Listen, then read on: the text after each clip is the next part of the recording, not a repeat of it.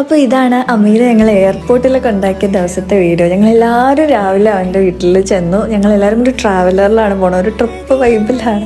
ശരിക്കും ഫ്രണ്ട്ഷിപ്പിൻ്റെ കാര്യത്തിൽ ഞാൻ ഭയങ്കര ബ്ലെസ്ഡ് ആണ്. കാരണം ഒരു ഫാമിലി തന്നെയാണ് എനിക്കുള്ളത്. അത്രയും എന്താ പറയുക, അത്രയും കണക്റ്റഡ് ആയ കുറേ ആൾക്കാർ. ഞങ്ങൾ രാവിലെ അവിടെ നിന്ന് ഇറങ്ങി. അവനും അവൻ്റെ ഫാമിലിയും ഞങ്ങളും ആയിട്ടാണ് പോയത്.